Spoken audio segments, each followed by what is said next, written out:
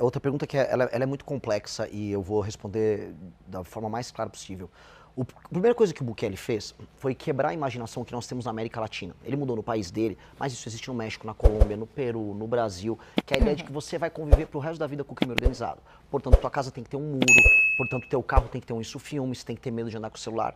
A América Latina aceitou que ela é controlada pelo crime. Então, a primeira coisa que ele mudou foi, não, eu posso destruir isso. E a gente ouve sempre dos especialistas, é impossível destruir, não dá, olha, temos que conviver, nós temos que aceitar que o Oruan vai fazer uma música, vai tocar no Spotify, o filho do Marcinho VP, e o filho do Marcola também agora é artista. Então, a negação dessa aceitação, ou seja, a mudança na cabeça das pessoas, foi a primeira coisa que ele fez. E ele gerou o resultado, ele aumentou as penas, ele colocou, né, algo que é permitido na Constituição de El Salvador, que é um estado de exceção, que permitia que a polícia e as Forças Armadas agissem de maneira enfática. Ele tratou as facções criminosas como organismos anômalos, como terroristas, ou seja, ele teve uma lei especial, criou o famoso Secote, que custou coisa de 500 milhões de reais, fazendo a conversão, que é um super presídio lá em El Salvador, e aí ele destruiu eles e hoje El Salvador é um lugar muito, mas muito seguro. Outras nações, por exemplo, no leste asiático, apresentam também leis muito duras contra o crime organizado e apresentam, a despeito de terem sido pobres há muito tempo, qualidade de vida e números ligados a homicídios e roubo muito menores do que o Brasil. Então, ir por esse caminho, e eu posso falar de nações maiores do que El Salvador, eu posso falar da China, que é gigantesca, que apresenta, vamos dizer, leis penais quase tão duras quanto El Salvador, num estado de exceção, mostram que a gente tem esse caminho de enfrentamento. A questão é que a gente simplesmente não está tentando. E nós temos que tentar, porque nós temos que parar de aceitar que nós temos que esconder o celular quando a gente anda na rua, que uma mulher tem que ter medo de sair do ônibus e chegar até a casa dela. A gente não tem que ter medo de nada. Assim como nós temos que tirar da nossa cabeça a ideia de que cidades têm que ter favelas, que a favela faz parte da nossa personalidade, que a pobreza faz parte da nossa identidade, que nós temos que ter, sei lá, um pé de meia para a criança ir para a escola. Isso é tudo loucura. E a gente aceitou que a gente tem que viver uma vida de louco. Então, nós temos que endereçar essas grandes questões com a mesma missão que o Bukele entrou. Eu vou acabar com o crime organizado, com as medidas duras que ele adotou e com a nossa capacidade bélica, nós temos através das polícias e da inteligência com o COAF e Polícia Federal. Nós temos que endereçar a questão dos investimentos estatais para acabar com a favela, que é o lugar em que o crime, infelizmente, domina as pessoas. A gente está falando de praticamente 50 milhões de pessoas que vivem sob a interferência direta do crime organizado.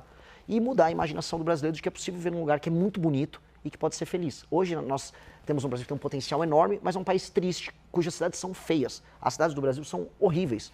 Todas as casas são muradas, as ruas são abandonadas e as pessoas têm medo de andar. Então, essa mudança cabe ao Poder Executivo. Esse é um papel do presidente. E aí, te respondendo sobre a articulação, de maneira muito simples. Há governadores que tentaram já fazer esse enfrentamento, mas eles são submetidos a uma lei penal e as leis de execução penal, que são prerrogativa do Congresso Nacional e da Presidência da República alterar. Então, quando tentaram as UPPs no Rio de Janeiro, por mais que tenha sido uma iniciativa boa, no fim do dia, se não alterasse as leis penais e o Código de Processo Penal, não resolvia nada. Se não tivesse um estado, por exemplo, se eles pudessem decretar o estado de defesa, que permitia que o BOP entrasse na casa das pessoas onde às vezes se escondia um criminoso, não ia dar, como não deu. Então, o Poder Executivo tem que criar um arcabouço legal e agir junto com as polícias estaduais, com os governadores. Se o governador está cooperando e ele executar, vamos bater as metas juntos. Se o governador não cooperar, como por exemplo, eu tenho certeza que o governador do Ceará, que vive me processando, não cooperaria, nós vamos colocar um estado de defesa no estado dele, ele fica afastado dessa prerrogativa e nós destruímos o crime no estado dele. Meu recado é para todos os estados. Na Bahia, no Ceará, as pessoas reclamam, e a polícia também reclama, o governador não faz nada. A gente sabe onde está o criminoso, eles estão tomando a cidade, mas ninguém faz nada. Eu vou fazer. Só para esclarecer, antes de passar a palavra para a Larissa, o senhor falou estado de defesa, quer dizer, usar um mecanismo que já existe na Constituição e mais rigoroso do que, por exemplo, as GLOs, as garantias de lei e ordem, por exemplo... Que o Temer usou. Exato. O Rio de Janeiro passou por uma intervenção, Exato. era o general Walter Braga Neto. Exato. E veja só, não é um mecanismo que a gente fala, isso é autoritário, isso não é autoritário. Isso é estabelecer a autoridade.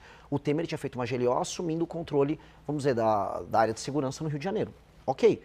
Eu espero não precisar fazer isso se os estados cooperarem. Agora, se o estado do Ceará, para pegar um exemplo prático, quiser manter Santa Quitéria, uma cidade que tem urânio e que foi tomada pelo Comando Vermelho, sob o comando do Comando Vermelho, eu vou decretar que Santa Quitéria estará em estado de defesa e a polícia e as Forças Armadas, se necessário, vão entrar em Santa Quitéria, vão destruir o Comando Vermelho de Santa Quitéria, libertar a população.